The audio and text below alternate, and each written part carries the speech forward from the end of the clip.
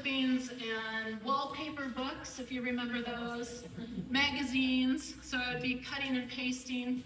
On the other end of this continuum is a professional kayaker and full-time artist now, standing with our first solo show. I'm gonna go back to 1965 because that's where I began. I was born in Logan, Utah, to a mother who was an interior designer and a father who was a biologist. That's important because just remember that. And I had two sisters, two older sisters, Tara and Julie. Julie's here today. Tara sadly passed away a couple years ago. She had Down syndrome, and she was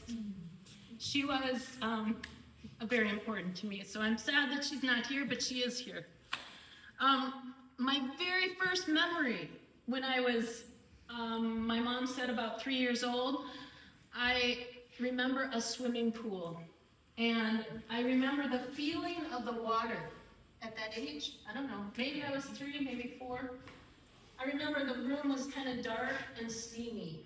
That's about all I remember. That was my first memory, thinking back.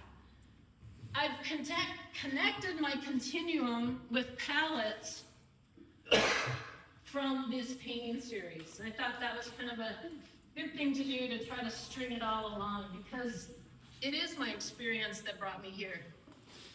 As a 5-year-old going on into about 15, I was a professional player. I love to play. I still love to play. I was the kid that went through the house and I fed all my garbage cans. Did you know that, Julie? I fed the garbage cans. I think when you did that, and I can attest that you did a lot of creative things. As I said before, I cut and paste. I still cut and paste. So I always had a scissors around me, and yeah, you should give scissors to small kids if they like to do that kind of thing. It's okay. They're going to be okay. Ranger Rick magazine, I have that up here, and the cricket. We didn't have screens in our lives. We didn't have, like, you know, computers and things like that at our disposal. So we had to make our own fun, I guess. And Ranger Rick and cricket were important because that's where I started to become aware of the environment. Yeah. Earth Day happened April 1970. I think that was the first Earth Day. Yeah. Yeah, I think so. And so I was probably a little bit of a budding environmentalist even back then. I asked my mom if I could create, Ranger Rick told us to go out in our backyard and create a wild place. I never quite convinced her to let me do it, but I thought the sandbox would be the place to do it. My cousins and I, we would roll out paper on the floor, and we would draw these long stories about the red ants and the black ants. Yeah? And they would have fights, and we just draw for hours on the floor. So all of this is part of who I am today even, and probably this continuum is a little bit back from that time frame, I would think. I went to a school called the Hobbit Holes. The Hobbit Holes was part of a public school. It was a school within a school. It was like the Hobbit Holes were on this half of the building, and what we called self-contained was on the other half of the building. Just what you think. Self-contained had all the rows and the teacher up front. The Hobbit Holes was all wide open. We never had a desk in sight, and they gave us lots of scissors and glue. My mom made the cut here. She is no longer with us either, sadly. I would have loved to have her be at this show. She saw some of these paintings in the very beginning. She was the one that really taught me about the natural world, I think, at the very beginning. She loved the natural world. She was not a biologist, but she appreciated it so very much. She would take us on drives, and she would teach us about trees, not from a natural history standpoint, but from the shape of the tree. That tree is this tree because of its shape. That tree grows this way, she would tell me. She would show us buildings and point out different architecture. She was an interior designer, and then she was a professor of housing at the University of Minnesota. She got her PhD when she was 50, so she was a really good role model. She knew all of her wildflowers in Minnesota. We went on picnics, and she knew where they grew, and she could point them out, and she could name them. Yeah. So she was very important in that way. Going into high school, I think that's where I learned to paint. I was thinking about it. Peter is in my painting group, and Peter knows how to stretch a canvas. And if I stretch my mind back, I remember stretching a canvas in high school. Peter, I should know how to do it. I think I'll go back and revisit those notes. But that's where I did my first triptych. So these are diptychs on the ends of the gallery here. A triptych would be 3 panels in a row. My mom, going back to her just briefly, she was my worst critic and my best supporter at the time. My worst critic in the sense that she always told me to slow down, look harder, try harder, you can do it better. Those are kind of the things that always kind of kept popping up. That triptych that's in this picture, and you can come around and see it later, I'm standing in front of it, it made her living room wall. Nice. Yep. I finally got my mother's approval. I earned it, right? But that painting is important to me because the teacher said, take a photograph, any photograph. I took one of a Scotch glass sitting on a mirror. And I cut it up into 3 pieces. And the teacher said, you have to keep the same values, but change the color. That's hard to do as a high schooler. But so I changed my golden yellows and reds and browns to blues and greens. And I got an A. And it went up on my mom's wall. And I learned to paint. From high school, I went to college, sort of in the 18 years old to 22 here. My mom was a professor at the University of Minnesota, remember? So I was a little kid growing up, running through the halls of the design department. I knew that department really well. I knew the people in that department. So when I was thinking about college, I was like, well, I'm going to go to the University of Minnesota, and I'm going to study design. And I picked fashion design. I'm not quite sure why. I just knew, I don't know, I thought it'd be fun. I learned how to sew a little bit. Not as good as Roz there. And I had a lot of fun in that design department. I went to Parsons School of Design in New York for a summer, and I did life drawing there. And that was a great experience. I worked for a little store. It could have been a perfect store for this community. It was called Polka Dots and Moonbeams in Minneapolis. The woman who owned it is Penelope, and she let me do her window displays. And the windows were probably almost as big as that window. Maybe not quite as tall, but quite a big window to fill. Wow. And she let me just go at it. And I did come up with some fun displays, and I've got 2 images there. You can check those out. So I had lots of good experience in that design program. And I think the design program, it really taught me the elements of design. So I say things like composition and line and texture and color, all of that. And I've just carried that through with me, right? It's a really good foundation. So fashion, I thought, well, okay, I got this fashion degree, I'm gonna go to London. And I'm gonna work for a fashion designer. That was my plan. I'm 22 years old. I get to London, I'm on a student visa, I get a flat with 5 other women. I sit down on the living room floor, which is probably no bigger than this space right here, and I start writing letters. 60 letters. I wrote to 60 designers, 60 fashion houses. I sent them all out in post. I got 58 letters. No, thank you. Back. I got 2 letters back that said, yep, come by for an interview. And I got 1 job. Did not write them on the computer, wrote them by hand. So I don't know what those folks thought when they got this handwritten letter from a Minnesota girl asking for a job right out of school. So I worked for a little while for this woman. She was getting her pret-a-porter collection together for her fashion show in Paris. And she didn't like the fashion world. So that was really interesting for me because I wasn't sure I liked the fashion world either. You know, I was starting to kind of question it, even before really getting into it.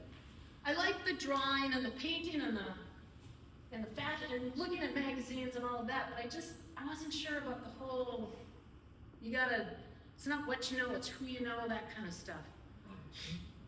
So after my student visa ended, I went to Turkey and Egypt with a friend with a backpack. I had some money because I had gotten some other jobs in London. And we traveled until my money ran out. I had to go home. I really wanted to get on the transatlantic train that took you over to Asia, but my mom would not support that, money-wise. She would support it, but so I had to come home. I knew it. I had to find my own job. Okay, I can do that. Came home, but I was like, fashion? Not so much. What do I like to do? Who am I? This was a who am I moment. I don't know. So I decided I like film. I'm gonna get into film. That's what I'll do. I can do that. Maybe I'll have to go to film school. I don't know. And in Minnesota at the time, there was something called it was a nonprofit Minnesota Film and TV Production something or other board. So I volunteered for them, which was kind of interesting because most states have one of these. They would help production companies coming through looking for locations and stuff. You know, we had like banks of photos and stuff like that. So that was kind of cool. And I got a job working for a TV commercial making business, an advertising agency basically. And that was super fun because they let me cut and paste all the time. It was great. Yeah. But the day that my boss said, hey, and I was a production assistant, so you know I had to do crazy stuff and I had to find crazy stuff for all these commercials. And then I had to help out on the sets and the days were really long. That was okay. It was fun. But the day that he asked me to find a life-size palm tree in Minnesota in the winter, I was like, I gotta find something else to do. This is me, but it's not really me. So I'm still in that kind of like, I don't know phase. Like, I don't know what I'm gonna do. What am I gonna do? My mom had turned 60 in the meantime. And when she turned 60, she said to herself she wanted to go down the Colorado River. And I was the one kid left at home that could go with her and that would probably like to go with her. So she asked me, would I like to go down to Colorado? I said, yes, I'd like to go down to Colorado, sure. And so we did, we went. That changed my life. That trip changed the trajectory of my life 180 degrees. And the reason being is that I suddenly came into contact with people that knew the natural world, that loved it, that knew of it, that could explain it. They embodied the Colorado River. I was so impressed with these guides. I was like, I want to be like you. I want to do what you do. How did you do it? How did you get there?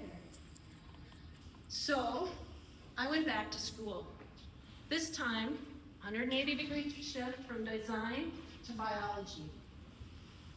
Biology, you say, but remember, My dad was a biologist. He was a fisheries biologist. So when I told my mom my plan, she said, I'm not surprised. I'm not surprised. So I went back to school, University of Minnesota, enrolled in biology, general biology. It was so fun. I learned so much about the natural world. It was amazing. And during the Colorado River trip, I just have to go back a step because I had met one of the guides there. Her name was Martha. And she told me, she said, Shawna, you would be a really good kayaker. And I said, kayaking? You know, we had single paddles on the river trip. We were just paddling along. I said, kayak, okay, thanks, I think. Whatever that is, I don't know. And yeah, so I, tucked that away. Well, in Minnesota, in the University of Minnesota back in biology, I was walking through the student union one day and on the wall, it said, kayak rolling class, Thursday night. Martha told me I'd be a good kayaker. I'm gonna go, why not? Okay, I walk into the kayaking rolling class, and who do I meet? That guy. This physically fit, very intense person came up to me and he said, how tall are you? And I'm like, I don't know, I think I'm 5'7".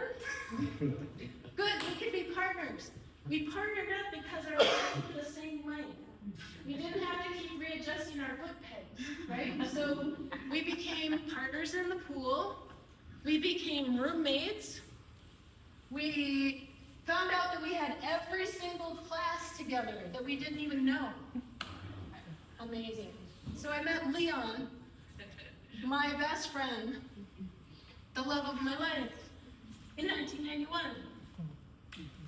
So we've been kayaking ever since. We did share a flat together.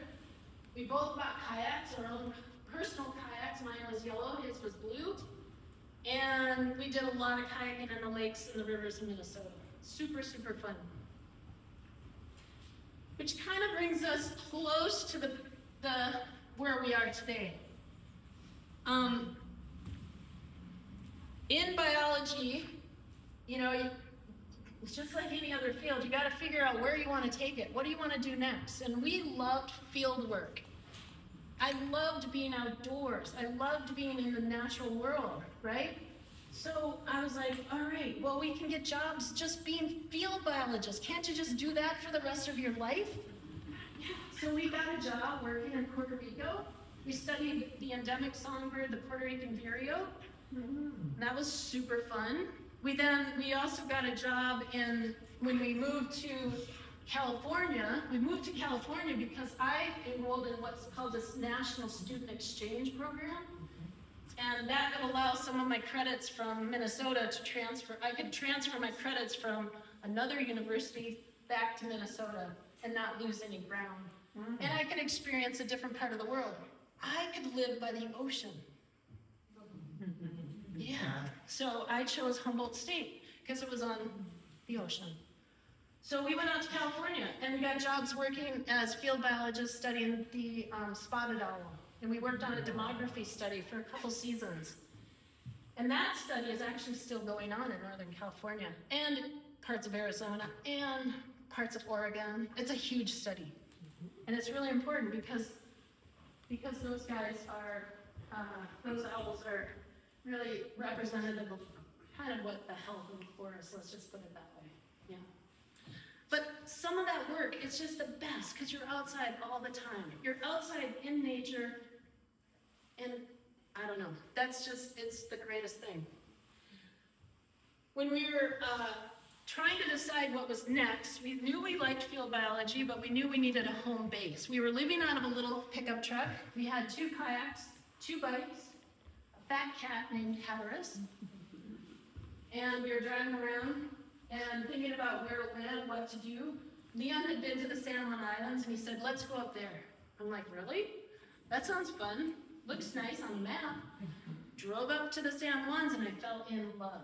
It was like in love with the islands. So we knew we wanted to live on Orcas Island. That brings us up to 1995. We moved to Orcas. we decided we'd buy a little plot of land. Now, we bought a plot of land with not very much money back then, in 1995. It was a huge amount of money to us. Our friends back in Minnesota, the same amount of money that we spent on 5 acres on Orcas, they bought 60 acres in Minnesota, backed up against national forest land with a house, a barn, and outbuilding. What were we doing? We were buying a plot of land with nothing on it for the same amount of money, but in this incredible area, surrounded by the sea. It had to be, we had to make it work. So the way we made it work is we lived simple, a simple life. I'm gonna just put this up. This is my Simple Life calendar. Now, I'm talking a lot about biology and working on the field and all that, but I'm still inside. I'm still that kid with the scissors, right? And I'm still carrying around bags of art materials. Everywhere I go. Where am I gonna set up my art shop? And I knew that living on Orcas, we would have to live simply because of the price of Orcas. So we bought a little land, we built a little cabin, 12 foot by 12 foot, no running water, no electricity. We lived in it for 11 years, super happy. And I could do simple things in that cabin in terms of art, on the side. And I chose to do block prints because they were compact. I could carve anywhere on my kitchen table or wherever. And it was an easy art form. So I started making these blocks. And I've got some cards up here. You're welcome to take one home with you if you'd like. But I did a whole series over 5 years of Simple Life block prints. And that kind of, it did 2 things for me. It kind of kept me in the art scene, and it kept my heart happy in terms of creating something. And it helped me relate to the outdoors world that I chose. Yeah. So this little cabin was where a lot of great things happen. In 2000, Leon, you're gonna have to help me with the time frame, 2009-ish, something like that.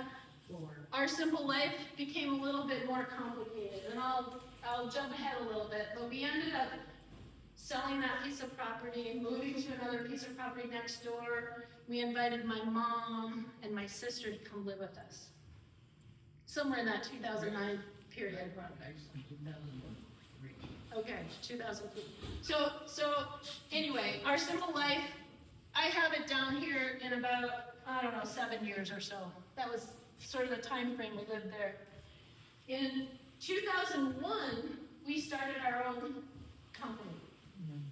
That's when Body Boat Blade was born. Body Boat Blade, how did that start? Okay, I gotta back up, because we got to Orcas and we got odd jobs. Leon was a carpenter. I worked for some amazing people. Roz was one of them, and I'm so happy to see her today. Roz had Roz Wear Designs, and I was one of her, assistants, I guess. You were my star, sweetheart. And she let me do all the animals. We actually did this most amazing applique on polar fleece clothing, and people came in and asked for this or that. And when they asked for an animal, she said, go talk to Shawna. So I did all those guys. It was super fun. But Roz was the one back then that said, you should do your own thing. You should go out and be your own artist. So she kind of was the one that kicked me in the butt back then. Because I was still thinking jobs, money, all of that, and I think, I had the Simple Life thing going, but, I just didn't really have that much confidence in myself. So it was nice to have people like Roz in my life. We also worked kayak guiding back then. So we did that for a couple of years for a company on Orcas. That was really fun. But we wanted more. We wanted it to be full-time. And we wanted more out of kayaking. We were kayaking every day. We were on the water every day. We loved taking people out on the water. We felt like when we went out on the water ourselves, it changed us. And when we brought friends out on the water, it changed them. It made them slow down. It made them look at the world.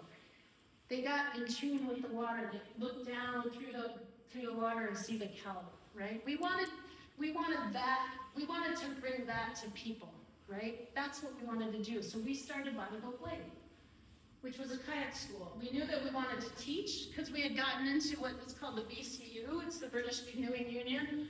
And they are pretty much the gold standard of kayak certification in the world. So we got along on that track.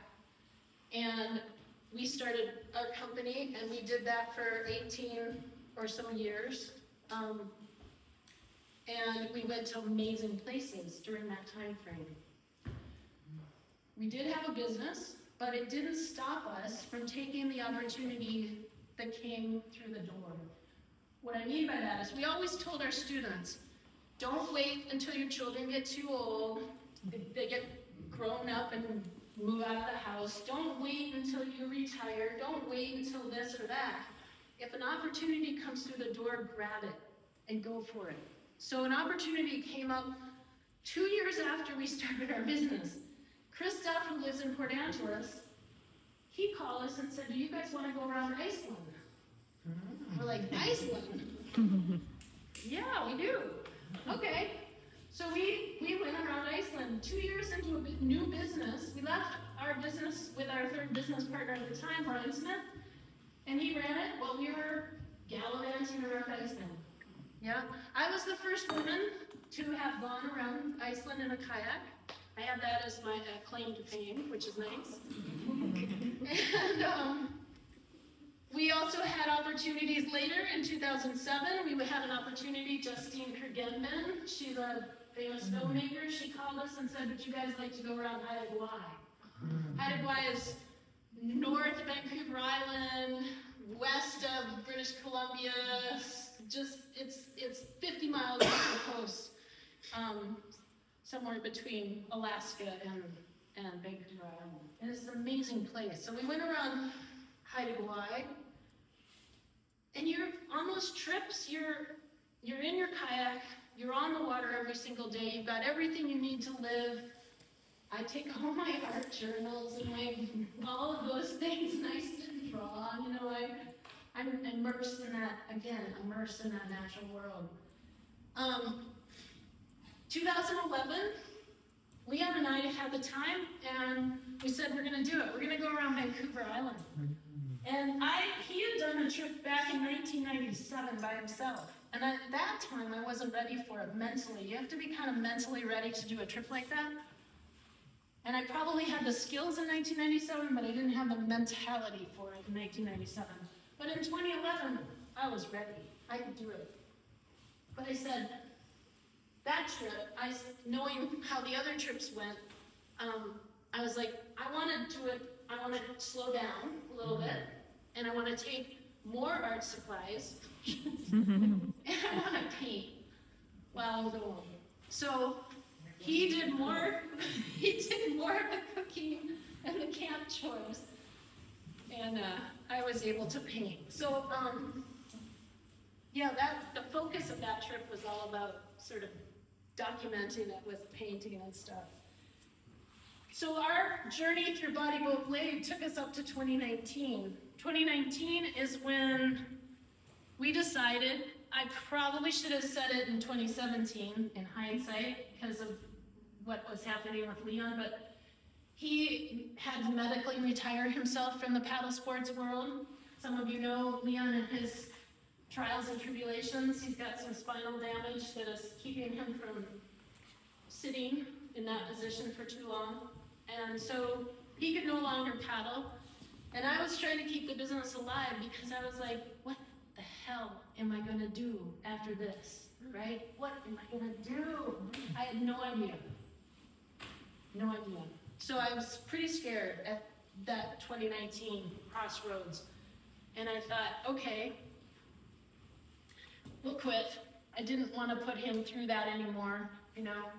Every day he walked through the shop, through the doors, it was like a reminder that he couldn't be out there on the water. That's not fair. So we quit, we sold our business, and that freed us up to do other things. Leon has taken on a lot of different water sports, so windsurfing, paddle boarding. And I jumped in with him on those two things. We've started mountain biking. So we're staying active. We're still doing a lot of things. But that question of what the heck am I going to do? And I thought of all the things that I could do. I could go work at the library. I could start waiting tables. What could I do? Well, yeah, I could be an artist. I really could be an artist. Yeah. Oh my God, okay, yes, I can be an artist. Yes, I can be an artist. So this show is really a culmination of that. I'm an artist. This is me. And it came from all of those things on that continuum, really. COVID hit 2019, something like that, pretty bad, really terrible. But it gave me a lot of time, and I did pursue a certification course through the Society of Botanical Illustrators. I got through that course in 2.5 years, 3 years, something like that. And that taught me again to start looking slower, look harder, slow down. I've heard those words. Mom. Yeah. So, and then I took classes during that same time frame. I got back into classes at Gage Academy. I'm constantly taking classes. I'm always taking classes because I always can learn from somebody else, right? I met a wonderful woman named Clara. She taught me a lot about printmaking, more about printmaking, I should say. So Leon got me a bigger press. I have a bigger press now. I have a nice studio at home, so I'm able to do a lot more printmaking. I can do the botanical watercolors, but after that program ended, I started painting like this. And this is probably more me, probably. But what the botanicals taught me, again, was to slow down and look. And it also taught me how to layer things. Now you start from a very light color and you build up the color slowly on top. And oils do that wonderfully. And I tried to do that with these paintings in this room. I approach printmaking the same way, start from light and go to dark. Long story short is I'm still having a lot of fun, and I like being an artist. I kind of feel like that kid with the scissor and all of the paper around me, right? I feel like that same kid inside. I think, yeah, it's something there. I think I've covered everything I wanted to say. Kelp, though, you're probably wondering, she hasn't really mentioned kelp. But I did, it's hard to explain, but kelp is, well, it's part of the ocean. I paddled over kelp, through kelp, on top of kelp for 20 plus years. It just was a friend of mine that I've been with for so long. And when I thought of creating a body of work that would sort of explain who I am as an artist, it seemed like a natural choice. So I chose kelp as something to explore, and that's kind of how I work, is I find something that interests me, and then I take a deep dive and I look at it from all different angles. Anyway, experience is what guides my art making, and I hope you enjoy my show, and I thank you so much for coming. Yeah.